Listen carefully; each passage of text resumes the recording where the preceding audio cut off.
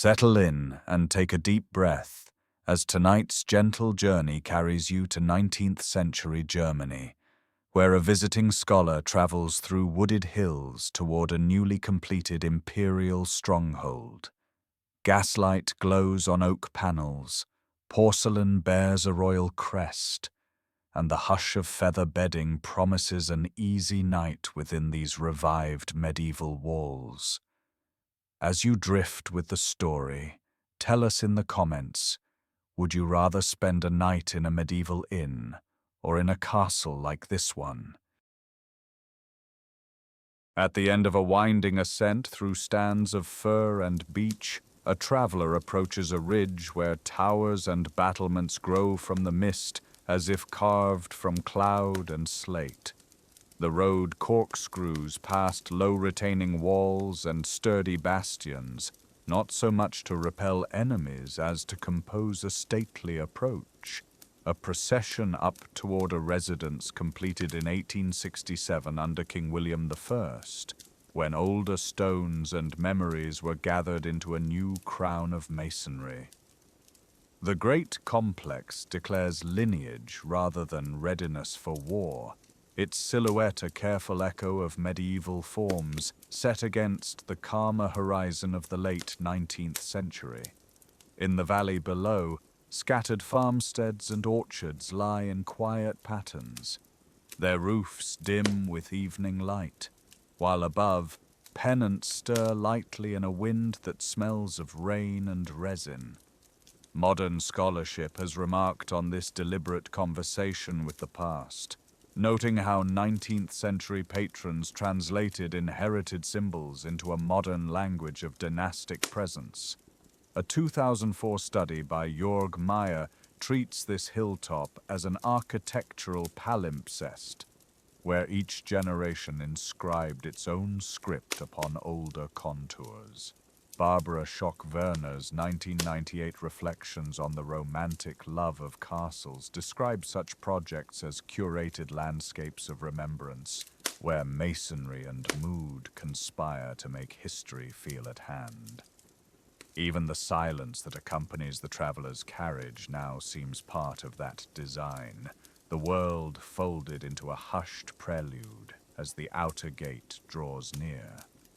The welcome begins at the first archway, where a portcullis rests high in its groove and lanterns in glass globes press pearls of gaslight into the dusky stone. Liveried attendants step forward in measured rhythm, gloved hands steady at the carriage door, their coats trimmed with braid that catches the lamplight as if stitched with a subdued constellation. Within the walls, polished cobbles lead toward an inner court, where rainwater has left a faint mirror on the stones, and above the arcade an open gallery overlooks the entry like a watchful balcony in a theatre. The carved teeth of machicolations and the bristling crenellations stage a martial vocabulary, yet no hurry disturbs the scene. The fortress is a stage for ceremony rather than struggle, and the attendants move with the calm of practiced hospitality.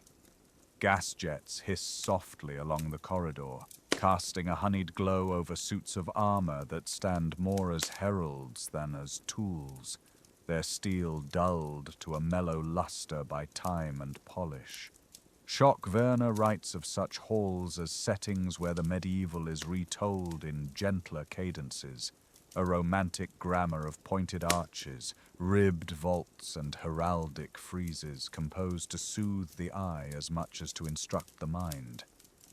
The traveler proceeds beneath groined ceilings toward warmth and rest, the soft sigh of the gaslight echoing the muted cadence of footfalls on flagstone. A guest chamber waits along an oak-paneled passage, its door opened upon a room made reverent by craftsmanship and quiet. The panels climb to a canopy of beams, and in the center stands a generous bed piled with feather bedding that yields softly, a coverlet patterned with discreet motifs drawn from the family's heraldry. A decanter of wine glows garnet on a side table, flanked by cut crystal glasses and a folded card embossed with a crest, while a porcelain basin stands ready upon a washstand with silver taps polished like small moons.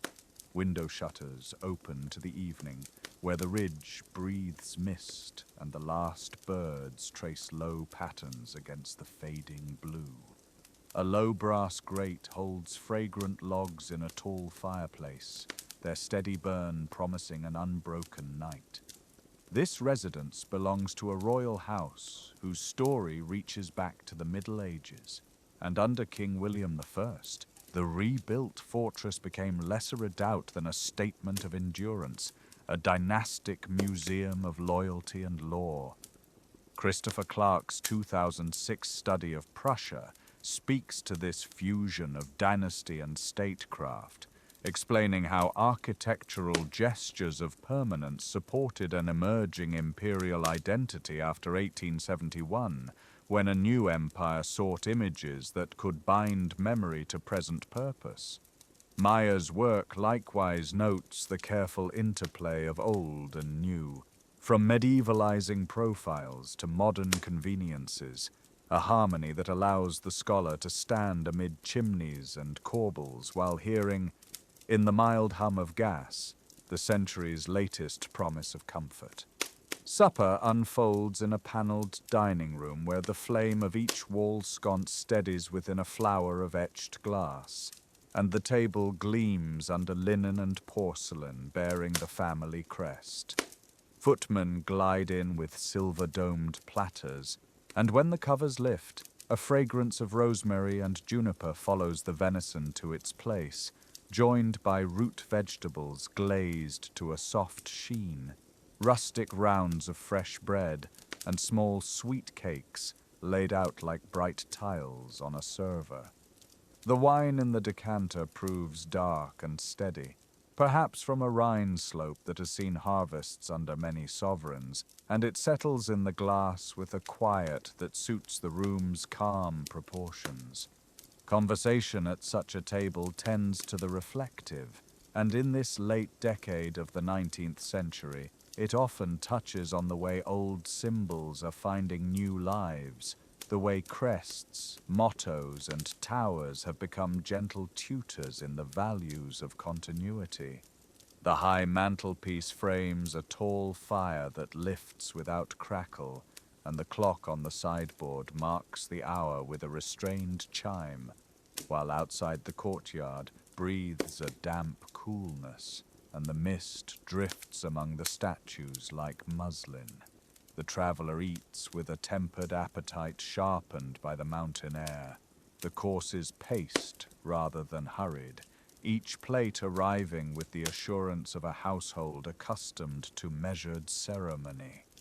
This is not a garrison's mess, but the dining room of a family that long ago learned to invest stone with meaning, and the evening stretches softly past supper into a pause by the hearth, the gaslight lowering to a hush as the night gathers over the ridge. The approach begins with a measured ascent through a pair of gatehouses that stage the romantic revival with deliberate grace. Each portal frames the road in a pointed arch of honeyed stone, its voussoirs crisp, its margins softened by lichens that have already taken to the joints. Iron-studded doors sit back from the threshold, more ceremonial than defensive, while a shallow groove hints at a portcullis that exists now only as memory made visible.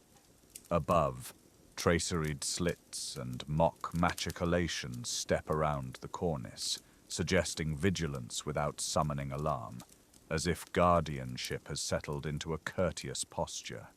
The walls carry coats of arms in low relief, checks, eagles, and crowned initials, arranged like a lineage recited in careful measure beneath the sky.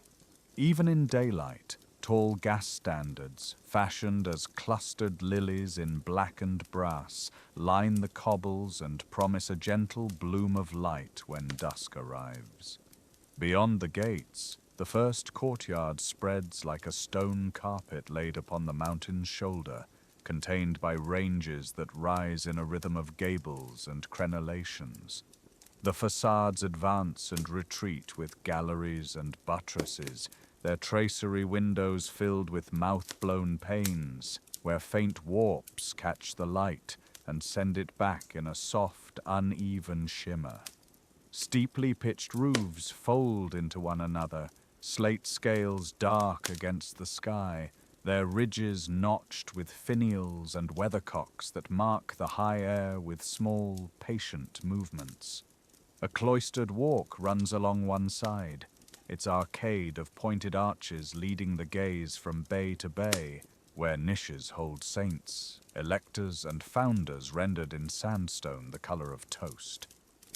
From the open terrace beyond the well, the Swabian hills unroll in long blue waves, fields and forested ridges interleaving until distance blurs into a calm horizon. In that broad view, the fortress proclaims both height and hospitality, a place that keeps watch without raising its voice. The terraces deepen the impression that the builders turned a crag into a layered stage for arrival, ceremony, and repose. Staircases migrate along the walls in slow switchbacks, their iron balustrades thick with leafwork and monograms, while at each landing a window opens like a pause in a melody, offering another slice of valley and sky. Stone benches are set into alcoves between buttresses, where the wind slides past the merlons with a soft hiss and finds nothing harsh to stir. The chapel stands at the upper terrace, modest in plan and refined in detail, its portal dressed with a tympanum of intertwined vines and a crowned shield. When the doors part, colored light spills through stained glass that binds the sacred to the dynastic. Bishops and kings, patrons and cities, all threaded together in a genealogy of faith and rule. Outside again, the masonry underfoot is subtly cambered to guide rain toward hidden drains, so that the terraces remain dry even after a storm, the engineering tucked away beneath stone as carefully as a seam concealed in a well-tailored coat. Within the ranges that frame the courts, the Romantic Revival unfolds with 19th century craftsmanship that privileges comfort while preserving the outline of medieval forms. Gaslight brackets, cast with lilies and oak leaves, rise from piers and piquant corbels, their mantles whispering to life at dusk, feeding a clear flame that neither smokes nor flares. Behind the paneling and plaster, pipes conduct water captured from the roofs into cisterns set deep in the rock, and narrow gutters, cut along the base of the walls, carry away the rest, turning heavy weather into orderly movement. Heating flues are folded into the thickness of the masonry, so that warmth emanates from the wall itself, softening edges and tempering the air without a visible modern intrusion. Dumbwaiters and service passages follow the curve of the hill, like shadow architecture, allowing attendants to appear and vanish with an ease that leaves the public rooms untroubled and ceremonious. In this way, the fortress presents a continuous surface of heritage, pointed arch, trefoil, crocketed pinnacle, while the works of the present hum discreetly in the background, unseen yet kindly faithful. In the ironwork and stained glass, the story of lineage takes material form, turning thresholds and windows into pages of a house chronicle. Railings along the parapets carry repeating emblems, eagles with outstretched wings, checkered shields, entwined initials crowned by laurel that echo down the steps and along the walkways like a refrain.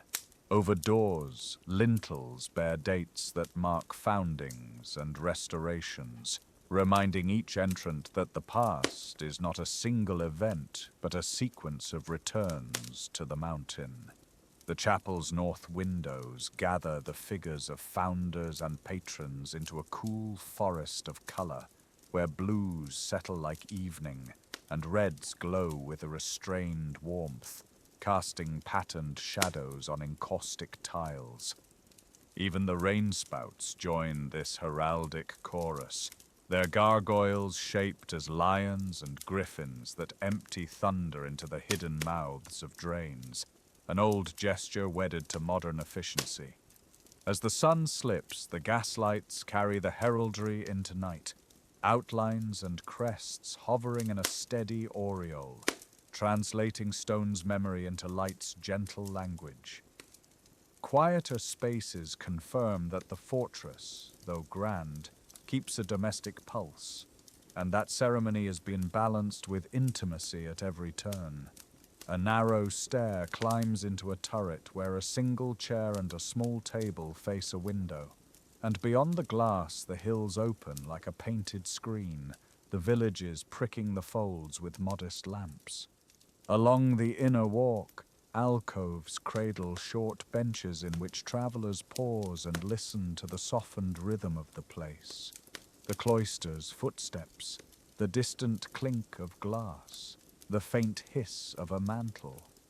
On the highest walkway, the Merlins frame sections of the horizon as if each gap were a page where wind and cloud write in pale ink, and the traveler lingers to read these quiet sentences.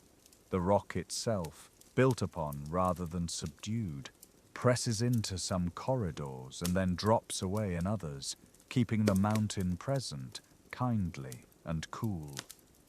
In the interplay of terraces and courts, of open views and sheltered corners, the builders achieved a temperate grandeur, a stronghold remade into a house of remembrance, where the last light gathers along the stone, and then, without commotion, gives the scene to the lamps. The guest suite unfolds as a study in quiet craftsmanship, opening onto oak paneling whose grain rises and falls like a gentle tide under the glow of gaslight. Along the walls, carved wainscoting in pointed arches and vine tracery catches a soft sheen, while a tall tiled stove stands with pale green facets, radiating even warmth into the chill of evening.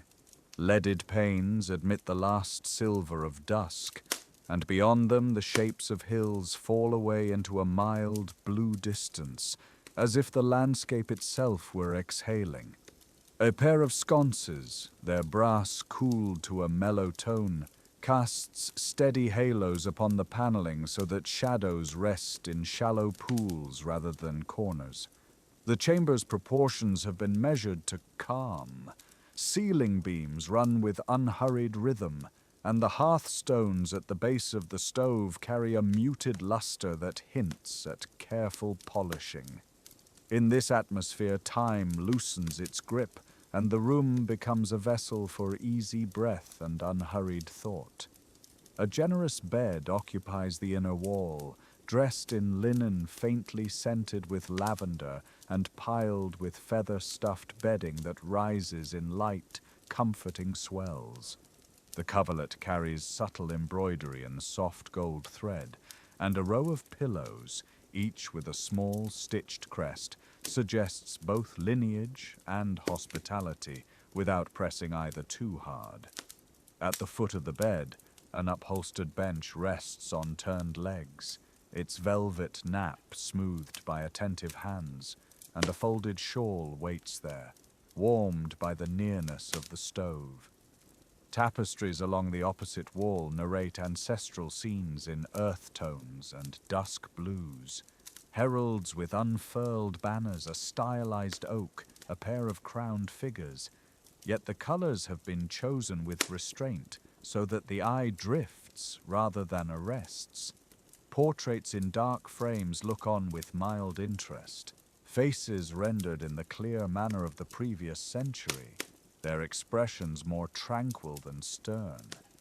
Embroidered cushions at the window seat carry repeating motifs, eagles, oak leaves, and a slender cross, arranged with symmetry that steadies the mind. A writing desk stands near the window, polished to a rich glow that answers the gaslight, its drawers discreetly labeled in neat hand for stationery, sealing wax, and maps. On the blotter, a cut glass inkwell rests beside heavy-laid paper stamped with the family's device, and a pen with a well-tempered nib invites notes that need not be rushed. Nearby, a decanter of dark red wine, its stopper cut like a star, reflects the sconces in watery fragments, and two glasses stand ready on a tray with a folded cloth. A bowl of late apples and pale pears offers a clean orchard fragrance, while a small plate holds walnuts and a knife whose bone handle warms quickly to the touch.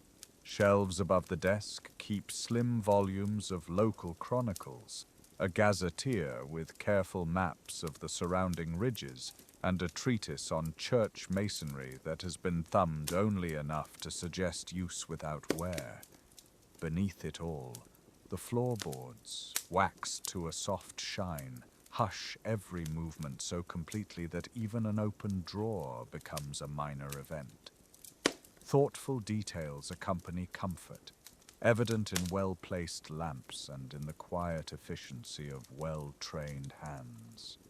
As daylight drains, liveried attendants pass through with unhurried steps, turning the little valves of the gas lights until each flame steadies to a calm, pearly oval. The faint hiss becomes a lullaby for the walls. Curtains of heavy damask are drawn with a single, smooth motion, and shutters are folded in and latched, softening the whisper of wind that rises as the hills cool. At the stove and the small coal grate, embers are rearranged until they glow like a banked constellation, the iron door closing with a soft, definitive click that promises steady warmth. Fresh coals are set aside in a scuttle of blackened tin, a brass tongs laid across it like a modest scepter, and the hearth brush gathers a final trace of ash with the gentle care of a host tidying thoughts.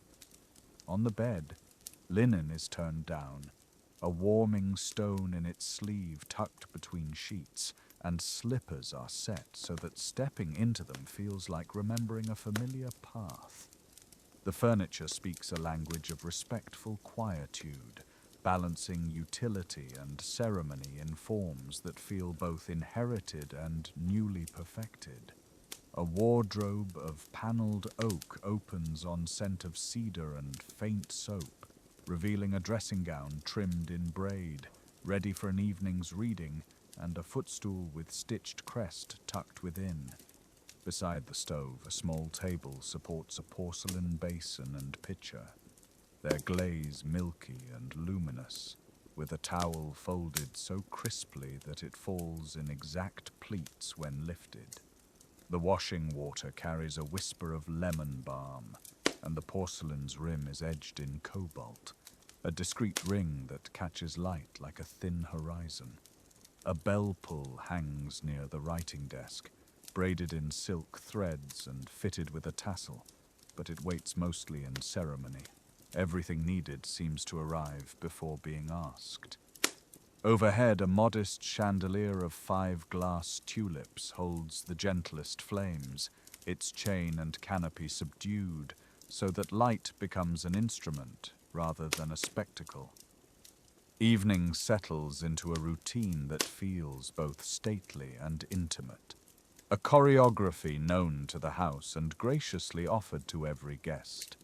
The traveler sorts notes at the desk, aligning pages and maps beneath a paperweight shaped like a small crowned lion, while the gaslight makes a steady circle that leaves the margins in friendly shade. Wine laps softly against glass as it is poured, and its aroma releases a low, warm note of cherries and wood, mingling with the faint resin of the stove and the tang of fruit. On the tray, a cluster of grapes offers a single rain-cool sweetness, and a sliced pear carries a grain like fine parchment, perfectly ripe. Beyond the curtains, the wind moves the unseen banners on the battlements, turning their cloth with a gesture that is more caress than tug, and somewhere a clock deep in the corridor counts the hour with a measured, rounded tone. The room receives these sounds and evens them out, so that they become part of the same measured cadence as breath and pen strokes. As the night draws its veil more closely, warmth from the tiled stove spreads in a calm, even tide that settles into every carved hollow and polished surface. The embers behind the iron grate lie together like sleeping coals on a winter riverbed, their glow steady but never insistent, and the faint tick of cooling metal becomes a small metronome for drowsy thoughts. The bed welcomes with a loft that lifts the limbs into buoyant ease, and the linen, cool at first touch, warms as the shawl is drawn close, and the warming stone gives up its gentle heat. Light is lowered in increments rather than extinguished at once, so that the room's edges soften and the carved wainscoting turns to gentle shadow, its tracery floating like a remembered pattern. The last flame in the nearest sconce becomes a quiet guardian of the night, watched only long enough for eyelids to sink and then left to glow in duty that requires no notice. In this chamber, hospitality reads as a fluent, unhurried script, page by page, gesture by gesture, until rest arrives as naturally as the settling of ash in a well-tended hearth. The great hall welcomed the evening with a steady amber hush, its timbered ceiling gathered like a canopy above linen that gleamed softly under silvered gas chandeliers. Beneath the fixtures, jets whispered and burned in tidy rows, their flames caught and multiplied by mirrored backs that turned light into a gentle pool across the long table. Polished chargers, knives with bone handles, and thin-stemmed glasses stood in measured ranks, while porcelain plates bore a crisp crest, an eagle poised among quartered shields, subtle in cobalt and gold. Liveried attendants moved in patterns learned over many seasons, white gloves poised at the edge of every gesture, footsteps pressed into silence by thick carpets and well-practiced care. The visiting scholar, seated among dignitaries and household officers, found the cadence of speech settling into the hall's rhythm, a comment on the day's high clouds, a recollection about a painter whose landscapes favored the southern hills, a quick smile at the rumor of late cherries still found in a sunny garden corner. Beyond the heraldic banners that softened the stone walls, a great hearth carried a breathing glow. Coals tumbled to steadier heat by an iron poker resting against the andirons. Midway down the table, tall silver candlesticks complemented the gaslight with flame that bent and recovered at the gentlest exhalation of air, as if remembering older evenings before pipes and valves joined the household staff. Service began without declaration, as if the hall itself issued the cue, and platters of venison appeared beneath lifted cloches to release a curl of aroma touched by juniper and a scrape of orange peel. Root vegetables, carrots, parsnips, and pale slices of celeriac had been glistened in butter and thyme until they yielded to the fork and were offered alongside a dark, concentrated juice poured from a warming boat that left a glimmering trail. Fresh loaves, browned to a tanned crust and freckled with flour, arrived in wicker baskets lined with linen, the crumbs still warm enough to release a faint breath when torn. Decanters held wines from cool valleys and slopes trimmed into terraces, a pale gold with a mineral flicker and a deeper red with a soft forest edge, each poured with a small nod and withdrawn without sound. At intervals, porcelain clinked with a quiet clarity that joined the low murmur of conversation. a soundscape stitched together by the hearth's contented crackle and the unobtrusive sigh of the gas jets. The guests discussed a carved figure set into an alcove near the dais, noting the improbable serenity of a stone face rendered in a century that knew little of central heating, and then drifted to the weather promised by the sky at dusk. The scholar measured the menu against architectural detail with a private delight, the trim of the ceiling beams echoing the trim on the game platters, the somber polish of the wainscot, set off by a sprig of parsley placed with near-geometric certainty on each portion. Between courses, the attendants performed a choreography of clearing and setting that left the table without pause, plates gathered and replaced with the precision of a well-rehearsed ensemble.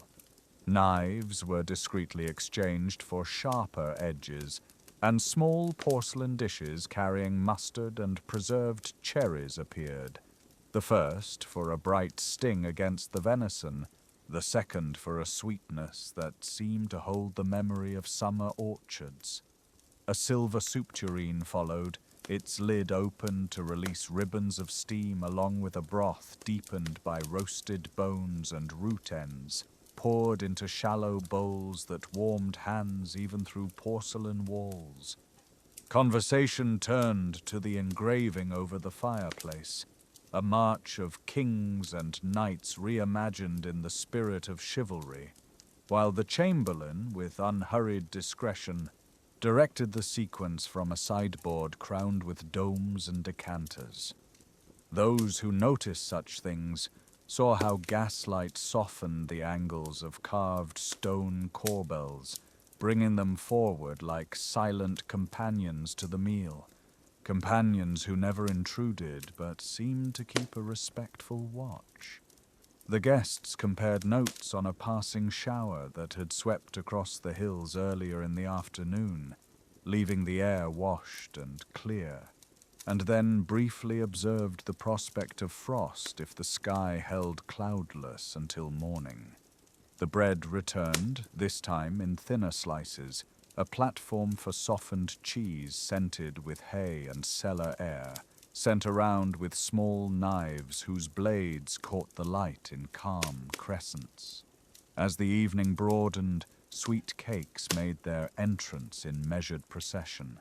Almond rounds dusted with sugar, crisp twists glazed to a shine, and dark slices fragrant with cinnamon and a handful of raisins. Bowls of preserved fruit shared their jewel tones, apricots the color of late sunlight, plums with a velvet gloom, and a compote spoon tapped the rim once before settling into place.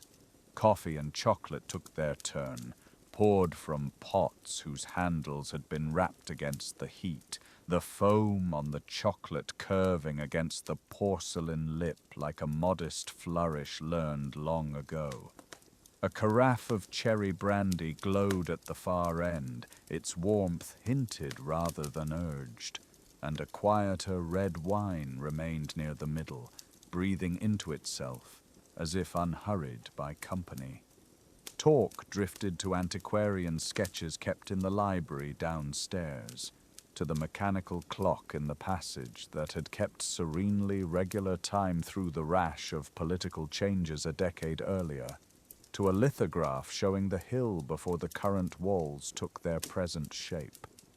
The scholar listened to a gentle debate over the merits of old oak versus new pine in paneling, each side conceding that the hall's carpenters had found a compromise that made the room breathe rather than bristle.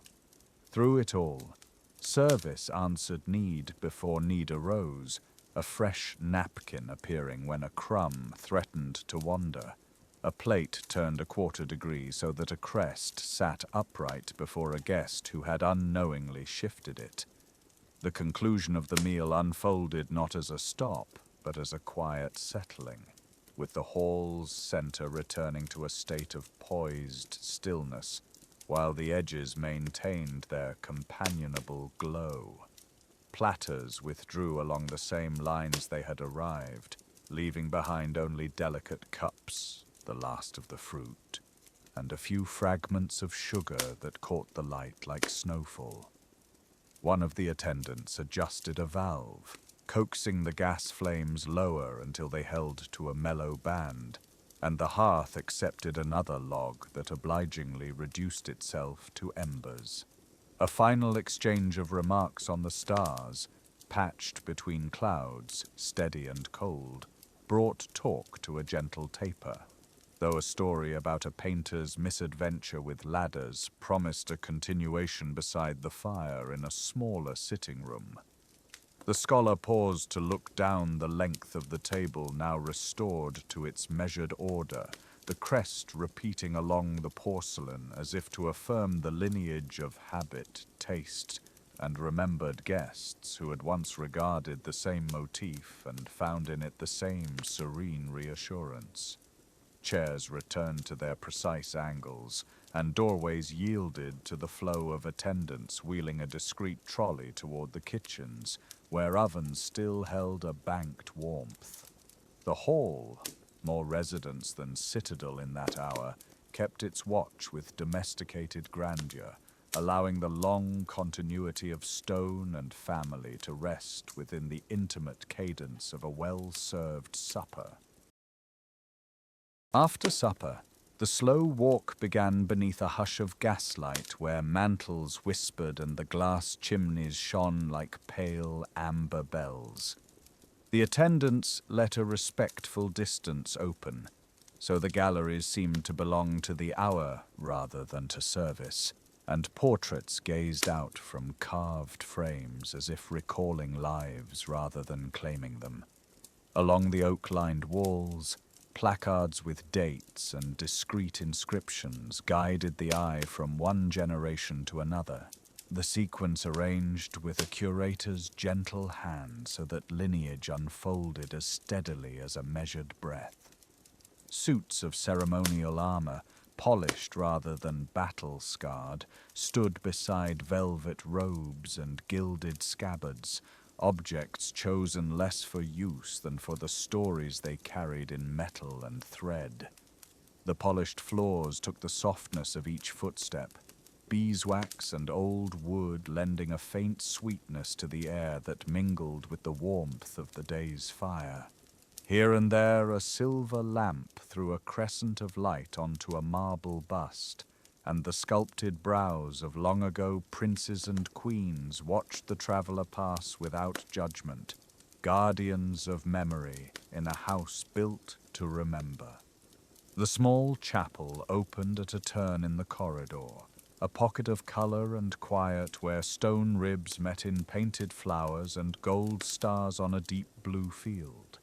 On the walls, tablets of marble and bronze bore names of ancestors and sons, the lettering precise, the dates measured, the wreaths and crosses worked with a restraint that deepened the dignity of the space. Within a glass case, reliquaries caught the lamp glow, tiny tabernacles of filigree and crystal that held both piety and the artistry of careful hands. A votive candle burned by the steps, its flame steady, and the polished rail of the altar reflected that brightness as a thread of light. Above, panes of stained glass gathered the last color of the evening, crimson and violet pooling into medallions where heraldic devices floated like memories made transparent. A hush lay on the benches and kneelers, and even the distant footfall of a page on the gallery floor seemed softened by the chapel's promise that stone and prayer can speak for centuries without raising a voice. Beyond the chapel, a door gave out to the terrace, and the night of the hills received the visitor with cool breath and a faint scent of pine. The long spine of the uplands rolled away in waves of shadow, and far below, village lamps pricked the dark like a patient constellation, steady where lanes and farmyards met. Somewhere along the valley, a station bell rang and stilled, and a narrow plume of steam drifted pale against the starlight, marking the new pathways that bound the provinces more surely than any battlement. Towers and crenellations stood calm under the moon, not as sentries but as silhouettes. The architecture turned from watchpost to emblem in an age when standards and eagles flew from parliament halls as often as from keeps. The flag above the highest turret stirred once and then came to rest, and the low thrum of wind along the parapets made a measured music of stone. When the traveller leaned upon the cool balustrade, the vastness did not threaten. It gathered itself as a landscape of remembrance, the fortress and the fields acknowledging each other like elders in quiet conversation. The return to the guest wing passed beneath dimmed jets, attendants moving with long-handled keys and soft step to veil the brightness as the hour deepened. Fireplaces along the corridor had been banked into gentle embers, and heat climbed the chimneys in a restrained murmur that seemed to fit the rhythm of the place. Inside the appointed chamber, panelled oak rose from a carpet of woven leaves, and heavy curtains pooled on the sill where a casement stood ajar to the night. On the table, decanters waited, ruby, amber, and clear, beside a cluster of stemmed glasses, and a small dish where sugared almonds shone like frosted pebbles. Porcelain plates, white as milk, with a crisp rim of black and silver, bore the quartered arms of the house, an emblem repeated in the lacquered tray, and the enamel of a paperweight by the mantel clock.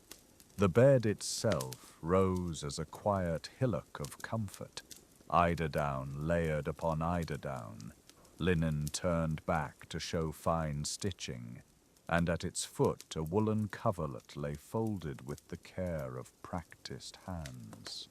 A gentle sweetness lingered from the red wine, warmed slightly by the room and softened further by the hour, so that its flavor seemed to settle in the chest rather than on the tongue. The mantel clock kept its unfailing measure with a sound like a small, patient heartbeat, and each note reassured rather than intruded, reminding any listener that time here did not sprint. It walked beside old stone.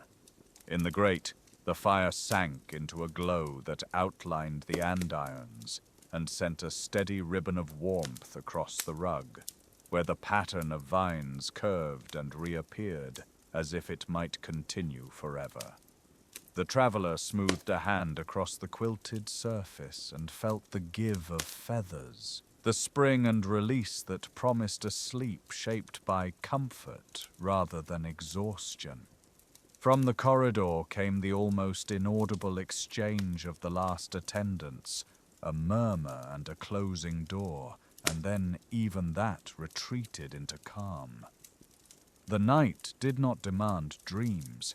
It prepared a place for them, keeping the room balanced between the world of waking detail and the world that opened when eyes surrendered their hold.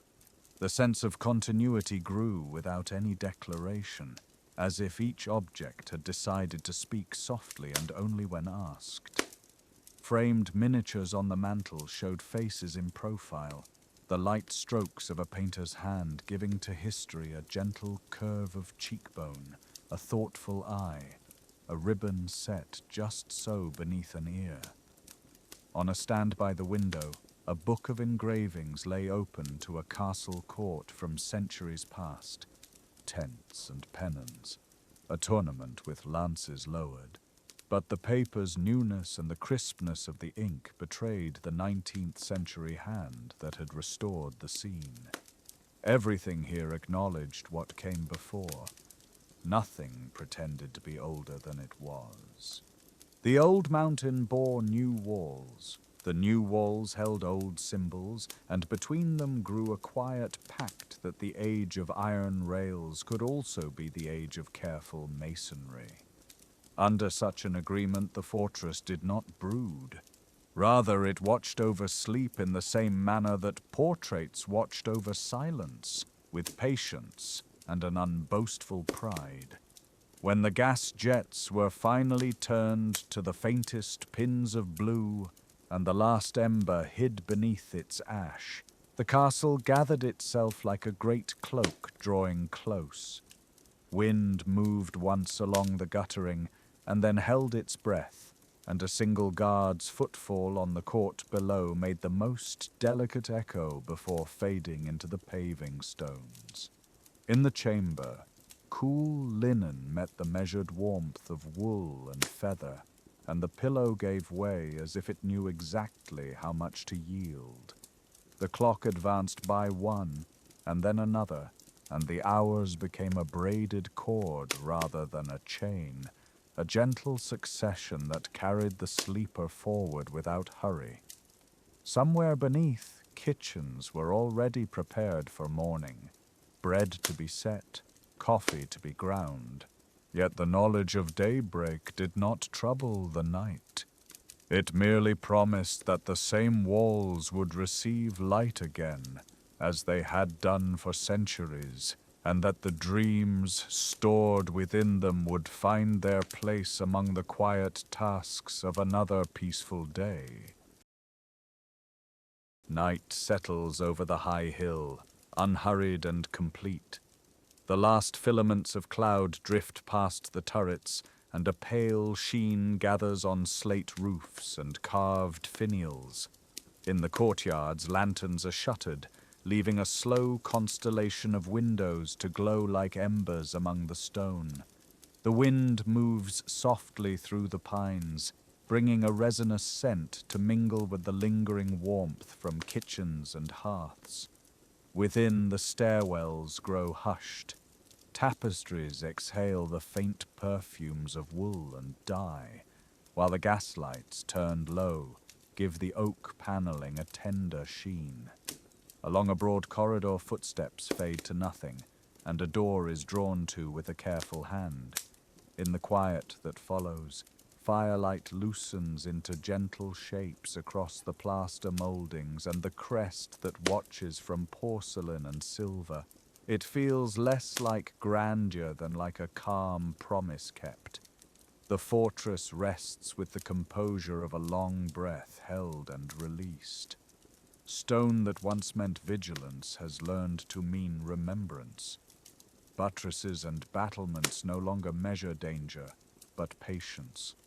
The patience of masons, of patrons, of an age that sought meaning in echoes and silhouettes, and found it here, encircled by forests and sky.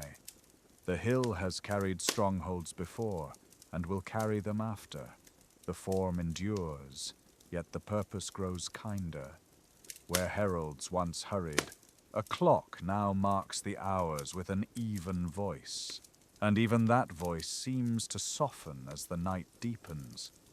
In a guest chamber warmed by a tall fireplace, a decanter catches the fire in quiet sparks.